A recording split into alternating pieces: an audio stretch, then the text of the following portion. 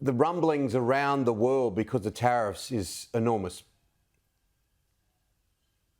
The long and short of it all is that if President Trump decides to continue to boast about his want to impose tariffs, despite what country it may be against, we, the American taxpayers, are going to be the ones to foot the bill. And there are several economists and other experts who support those facts. The reality is that he is speaking from a billionaire's perspective, who himself is surrounded by other billionaires who many would say would be out of touch with the pockets of the American people in kitchen table things. And so when we talk about tariffs, we have to talk about who can benefit the most and who will benefit the least and who will foot the bill. And it is by far a huge stretch to say that it will improve American outcomes, because in fact, it will hurt our pockets the most and the hardest and first. What about this relationship, Donald Trump and Elon Musk, that media conference in the Oval Office? I haven't seen anything quite like it in all my time. It's odd, to say the least, and very weird and highly unusual. But I think the moves at this current administration have been weird and highly unusual. So it's right in step with the administration and how they've been moving since just before inauguration of Trump's second term.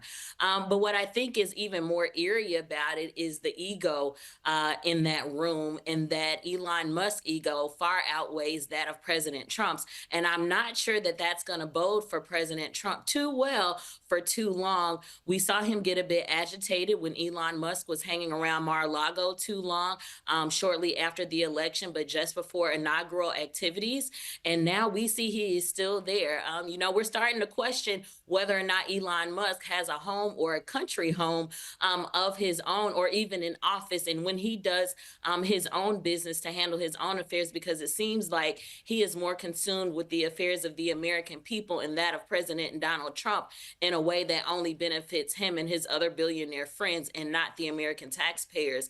I think this may be a relationship that is short-lived and soon to come to an end if Elon Musk continues to outshine President Donald Trump. Because while many want to say that, yes, President Donald Trump did win this last election for the White House, we did not vote for Elon Musk. There were some who voted for Vice President Kamala Harris at the time. There were some who voted for the second time, President Donald Trump. But no one voted for Elon Musk. And the more he continues to outshine President Trump, the more agitated I fear he will be. We have a Kennedy back in Washington, Robert Kennedy, and he's a polarising figure. So many people really like the whole idea of making America healthy again, and his attack on some of the faster foods, which are impacting health, but some of his other ideas quite controversial. I think when we look at where America stands and what's in our foods, especially in comparison to other countries, there are things like dyes and all those fancy numbers and words that you see on the back of packaging about contents for foods that have been questionable for quite some time. But this isn't a new issue, and this isn't something that American government has tried to address just now. It's just that RFK Jr. has become an extremely politicized figure in this space now. And I don't think people question what we have in foods and how that should be dealt with. I think people are more concerned with his anti-vax statements and stances on things.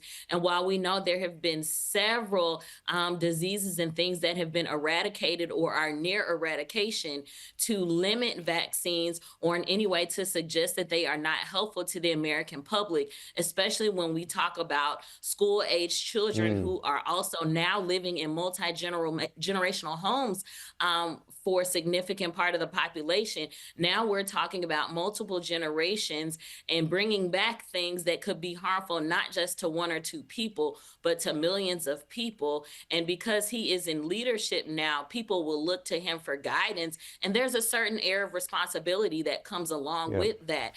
And so his anti-vaccine statements won't bode well if we start to see that formulate in policies that he pushes now that he is the new secretary as of yesterday. Just finally, Theryn, what about the Democrats? It has been shambolic, really. How do you as a party, and you're a Democrat yourself, how do you rebuild?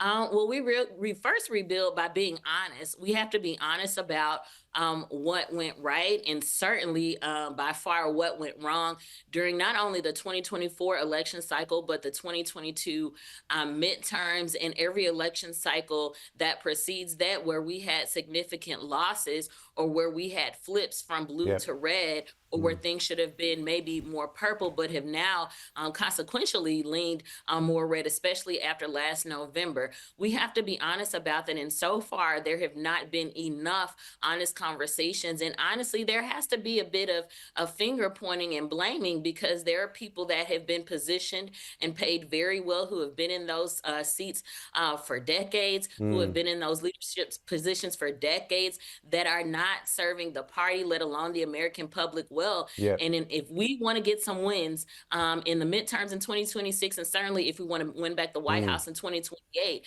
we have to get our senior leadership on the government side back together. We have to get our senior leadership on a forward, more progressive path within Yep. the DNC. And we have to put people around all of those folks to get it done. If not, we're going to be in a worse place off than we Yep. are now. But it It's a starts long, with being honest and being willing to reset and put the right people in yeah, places. it's a long road back. There's no question. Thank you, Theryn. I really appreciate you coming on the show. Thank you.